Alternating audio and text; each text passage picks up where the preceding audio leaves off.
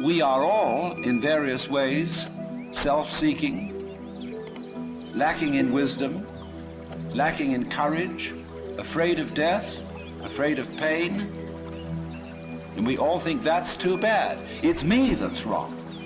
And if only I could be the right person. Is this man going to tell me something that will help me to change myself so that I will be a more creative and cooperative member of the human race? Everybody wants to be appeased. Everybody wants to be number one. Everybody wants to be the best. Everybody wants to succeed. Everybody wants to have, to be, and do what they feel they've been called to do. The challenge becomes that most of us, when it's time to do what beasts do, we don't do it. See, the way in which we operate, ladies and gentlemen, is a manifestation of what we believe, what's possible for us. Whatever you've done up to this point, all that it really is a duplication, it's a reproduction of what you believe subconsciously that you deserve and what's possible for your life.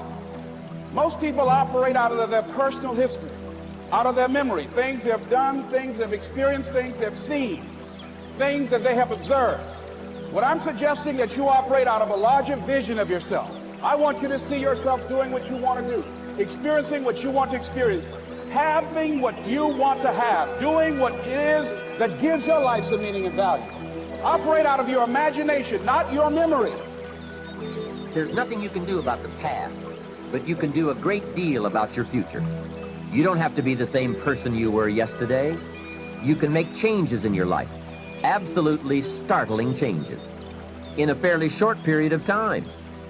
You can make changes you can't even conceive of now. If you give yourself a chance, your abilities will grow. You have untapped talents and potential that you haven't even reached for yet.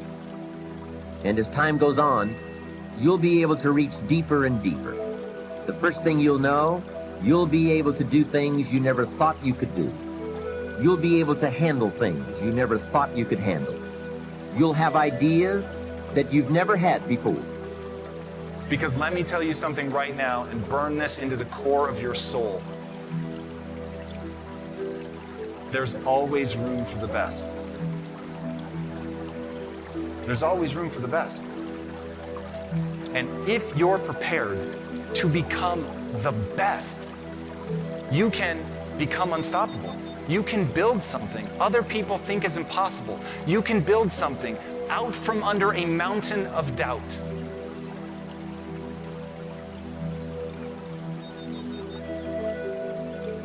The more you can create success rituals, processes, and systems, daily success rituals to activate your motivational centers, your emotional centers, and behaviors, the more you can create daily rituals of how you start a day, how you deal with stress during the day, how you plan your day, how you evaluate your day, how you follow through to the end of the day in a process that puts you in a cycle of success, the easier it becomes to achieve success and to make that the default mode of the brain. So if you want to do something, if you thought about something you want to do, take it head on. Decide that you're going to face it, that whatever shortcomings you have, that you're going to strengthen yourself there, that you're going to get started right now. Do what you can, where you are with what you have, and never be satisfied. Always strive to be more than that which you are. Yeah, don't get satisfied with yourself. Always know that wherever you are, you can enjoy more, that you deserve more. You have not because you ask. Now listen to me. A lot of the problems I was having is because what I was asking God for was the wrong stuff. I kept going to him too small. God don't give you what you want. He give you what you believe. See, you've been blowing it. If you up your ass, he ups his gear. Lord, help me fix my car so I can make it to work. Why don't you ask God for a car that don't need fixing? Oh, you think that's too big for him? So you don't ask this great God for big stuff. because you don't see how you can get it. See, the how-to is none of your business. Show me the scripture where he tells you to figure out how to do anything. He don't ask you to how-to nothing. If I was you, I'd try that. If you keep doing what you've been doing, you're going to keep getting what you've been getting. I believe that the struggle is a part of the process. People who get things without struggle don't appreciate them.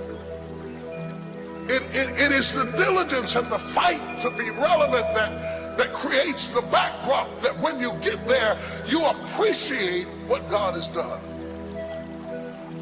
Light loses its relevance without darkness. Pain and struggling are a part of the process. The promise is not powerful if it is not painted on the backdrop of a problem. These times I felt like giving up. Everybody has a crossroad. If you haven't been at it, it's coming. You can either decide to continue or to quit. You're gonna always have that decision.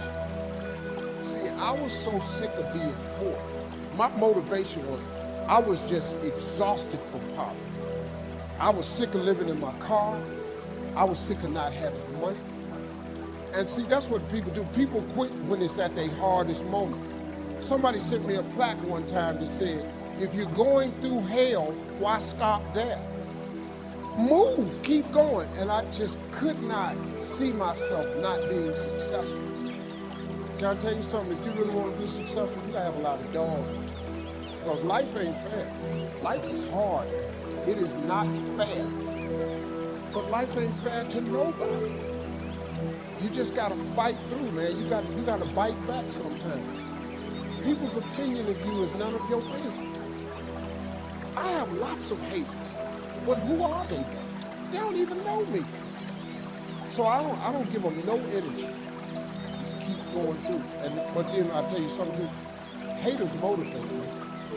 Because when they talking about me, that means I'm doing something. If you don't have any haters, you need to get some. Because if you have no haters, you ain't doing nothing.